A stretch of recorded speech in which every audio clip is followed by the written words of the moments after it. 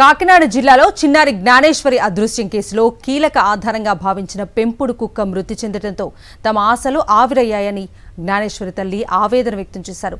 తమ కుమార్తె జాడను కుక్క ద్వారా తెలుసుకోవచ్చనే ధైర్యంతో ఉన్నామని, ఇప్పుడు ఆ ఆశ కూడా లేకుండా పోయిందన్నారు. కుక్క మృతిపై తమకు 3 అనుమానాలు ఉన్నాయని ఆమె తెలిపారు. పాపపై బెంగతో కుక్క మృతి చెంది ఉండొచ్చని, ఎవరైనా హాని చేసి ఉండొచ్చని లేదా జీపీఎస్ అమర్చే సమయంలో ఏదైనా జరిగి ఉండొచ్చని అనుమానం వ్యక్తం చేశారు. పాప జాడ కోసం తమకు ఉన్న అన్ని మార్గాలు మూసుకుపోయాయని, ప్రస్తుతం పోలీస్ శాఖే తమకు చివరి ఆశ్రయమని కన్నీటి పర్యంతమయ్యారు.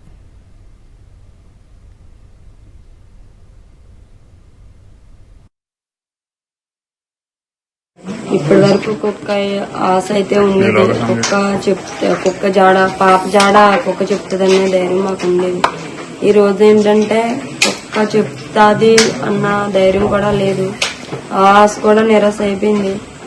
మరి ఏంటి పాపని ఎలా నదకాలి, ఏం చేయాలి అన్న దాని మీద మాకు ఏం ఆలోచన తోచట్లేదు.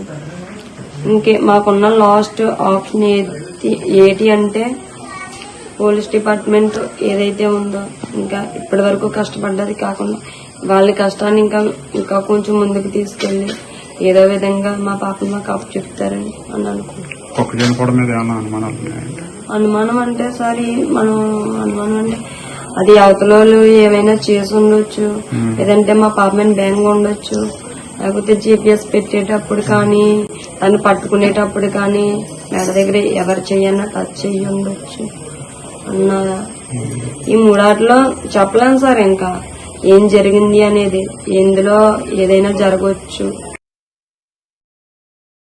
మరిన్ని అప్డేట్స్ కోసం ఛానల్ ను సబ్స్క్రైబ్ చేయండి. నోటిఫికేషన్స్ కోసం బెల్ ఐకాన్ పై క్లిక్ చేయండి.